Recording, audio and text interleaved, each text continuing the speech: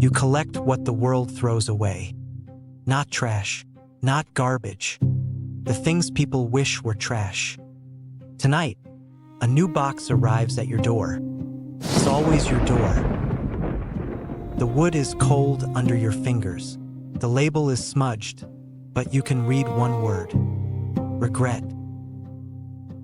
You weren't always this. Once you had a name people said out loud. Now you have 3 rules. Rule 1, remember, never return. You file away the thing, not the person. The object is mercy. The person is a wound that won't close. Rule 2, speak only when the ledger demands it. Your voice is a tool, not a comfort. Words have weight here. They press into paper like fingerprints into wax. Rule 3, never let your own name be filed. To be catalogued is to cease. You are the keeper, not the kept. You were not always invisible. You were a courier once. The back of a van that smelled of socks and disappointment. The driver's laugh, like wet gravel scraped across rusted metal. One job: deliver a satin-lined box to a woman who would never forgive herself. The address was a 4th-floor walk-up. Hallway carpet the color of old bruises. Someone had tried to cover cooking smells with synthetic lavender. It only made the air taste purple and wrong. She opened the door, and you remembered the lipstick. A stubborn red that never smudged, no matter the storm outside. The kind of red that says, I refuse to fade.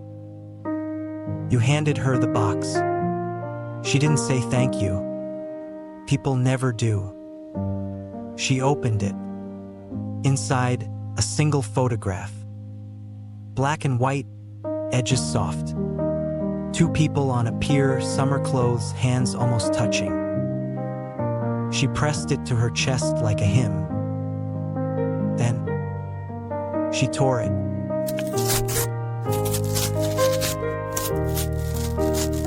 You learned something from that tear. You learned how regret has teeth. How it chews at the edges of mercy until only bone remains. Before you left, you took the pieces. Not from the table. From the trash bin by the door, where she'd thrown them. You filed them into a small tin labeled ephemera. You learned how much people will hide in a smile. An old archivist taught you the proper way to fold regret. His name was Silas, though he never wrote it in the ledger. He had a cigarette that smelled like library glue and mornings you can't take back. Smoke that hung in the air like questions no one wanted to answer. He showed you the ledger. Not a ledger, the ledger. The one that records what should never be forgotten and must never be remembered. You learned the rules of filing. Names and dates and the small, precise verbs that make a memory keepable. Abandoned, not lost. Surrendered, not taken. Buried, not hidden. Every word a choice. Every choice a lock. You also learned the cost. Silas showed you his hands. Fingers translucent at the tips, like old paper held to light. If you keep too much, he said, the past begins to speak through the boxes. And if you listen too long, you become an echo yourself. One morning you arrived and Silas was gone. Not dead, filed. His cigarette still smoking in the brass tray. His chair still warm. The ledger open to a blank page. Your name already written at the top. Years pass like pages. You become a specialist. Lost toys. Last letters written but never sent. The sofa cushion where a child fell asleep forever. The photograph no one could bear to burn. The key to a door that no longer exists. There's a wedding ring filed under promises unkept. The inside is engraved, forever. It arrived 3 weeks after the funeral. There's a child's drawing, crayon on construction paper. A house, a sun, 2 stick figures holding hands. The label reads, "Family that never was." There's a cassette tape. Someone recorded a voicemail and never erased it. A mother's voice saying, "Call me back when you can." The son never did. Now he can't. You start to notice patterns.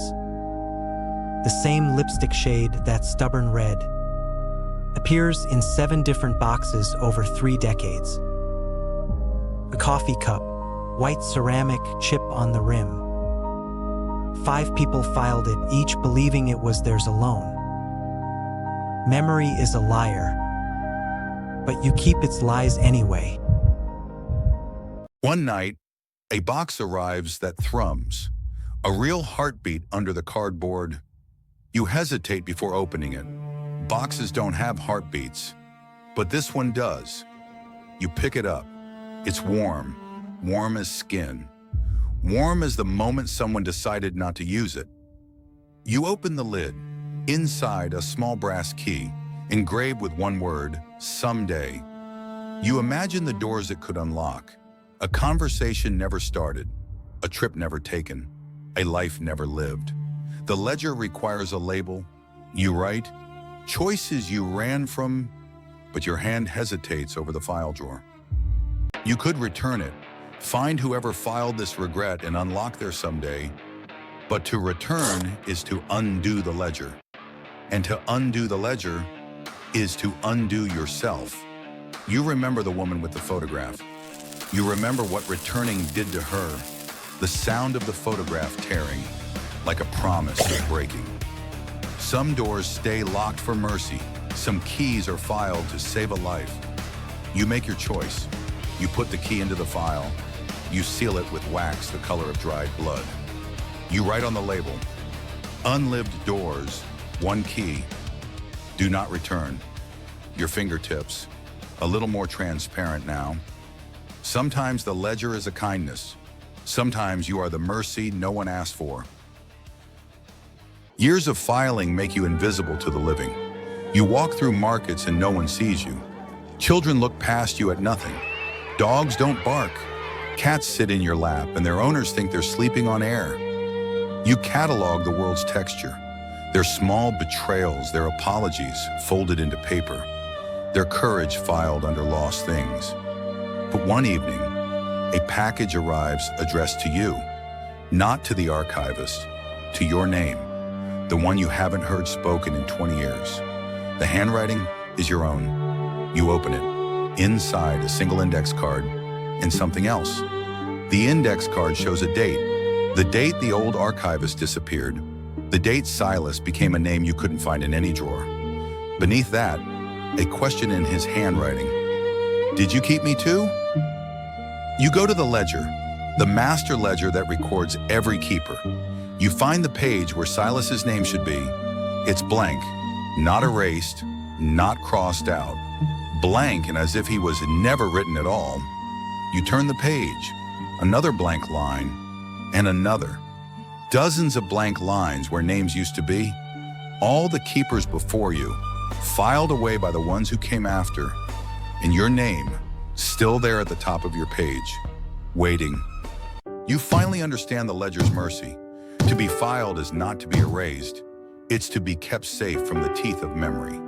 Safe from the world that forgets everything it doesn't write down. Silas isn't gone. He's in every label you write, every pause before you file, every choice to keep instead of return. You do not return Silas's cigarette. You do not return the key engraved with "Someday." You do not return the photograph that woman tore. You keep them. Because some things are mercy because they are hidden, and some people are mercy because they remember what others chose to forget. You walk back into the dark, ledger clutched like an oath, the silver index box cold against your chest. If you lived as an archivist, what would you put in the first box? The thing you wish you'd said? The moment you wish you'd taken back? The door you didn't open? Or the one you wish you hadn't? Tell me, or don't. Either way, you keep the secret.